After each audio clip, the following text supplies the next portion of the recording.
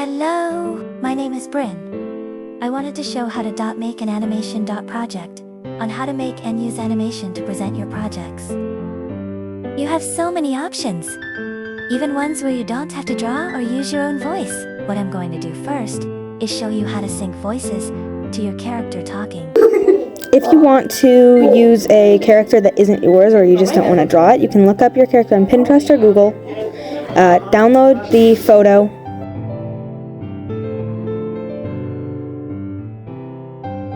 then you're going to go into flipaclip. You're going to see this right here, and it's the frames per second. Frames per second means how many pictures are in 1 second of video. 10 frames per second is what I would recommend. 10 pictures that you draw will equal 1 second of animation. The more frames per second you have, the smoother the animation will look in the end, but I would recommend around 10.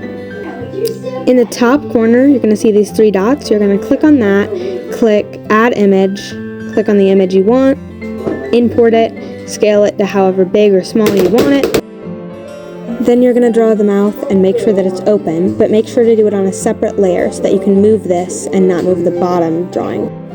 Then you're going to click the frame at the bottom, hit copy, then hit paste. Then you're going to make the mouth look slightly less open. Keep doing this, copy, paste, and change it until it goes back to the mouth being closed.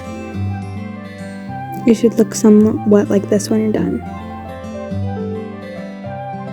Then add your audio. You can do a voiceover, or you can screen record a video of a text-to-speech voice talking and import it in, but that will cost an ad.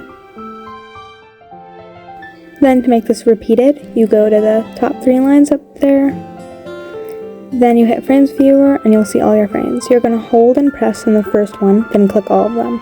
Then press the copy button and then the paste button to the amount of frames you need to complete your animation.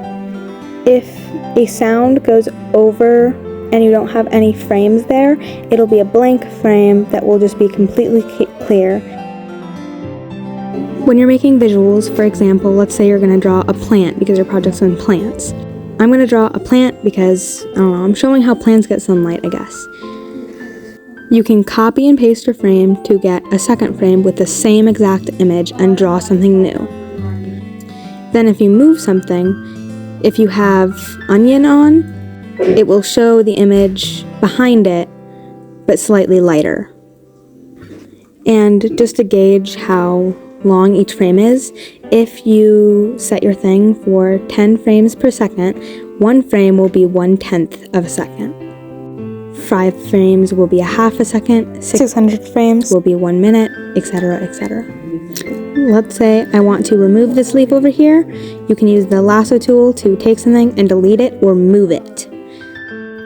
Then let's say I want to fill something, you can use the fill tool. But if your thing has a gap in it, it will fill up the whole canvas, so you have to make sure that there's no gaps in your drawing. If you choose to do primarily flipaclip, which I think is awesome, I love flipaclip and frame-by-frame animation, fully expect your thing to go over 600 frames, maybe even 1,200. It can get up to like thousands of frames. Now we're going to go to pivot points. Pivot points are almost like how a joint is connected in your body. This joint will help it move and only move as that being the anchor point. First, circle what you want to move. Copy it, go to a layer above or under it, then paste it on that layer. So now if you select that whole layer, it will only be that part of what you want to move. So the pivot point is this little pink circle. You want to move it to the body or wherever you want it to connect, like this. You can keep it in the middle, but then it will move like this. That's the center of the image. You want to move it to the body. Then you can copy and paste and keep moving it over and over and over again, and soon enough, with some tweaking, because you will need to fix some bits, you will have a full animation. Now let's say my image has a background. Even if it's a white background, we want to remove it. So what we're gonna do is go to the paint bucket tool, make it clear, and then click on the background. This will immediately remove the background, making it clear. That's it for my tutorial on flipaclip. Now how to make a sprite in ibspaint.to, then import to flipaclip to animate. So for drawing sprites, the program that I use is called IBS Paint. It's super easy to draw with, and I like to use it for pretty much every drawing thing I do. Let's say you want to make your own character, but you're not good at drawing, and you want your drawing to look good. IBS Paint has an option for that. You're able to use the presets to make a character completely of your own. You can use it to trace, or you can use it to color tool and make your own character with different faces, and it'll still look good while you not being able to draw very good. So what I did here is very rough. It wouldn't look like this in the end. This took me like 4 minutes, literally. You would spend more time on it, obviously, but in the end, it'll look pretty good. The button you press is this one up here, and it'll give you a variety of bases and hands and references for you to be able to draw, trace, or even just look at as a reference of what you want to draw. To use IBS Paint, when you first open it up, this is the screen you're going to get. Don't click on the bottom, that's just monthly submissions of drawings. Click the left button, click the bottom button, hit new. There's all these options, but I would recommend this, that one right there. Down here is where you can make your brush size bigger or smaller, make your opacity more see-through or seeable. This button will get you a bunch of different brushes that you can use. I would recommend the digital pen one. Certain brushes you can only use if you have premium or you have to watch an ad, and you can unlock them for 3 hours.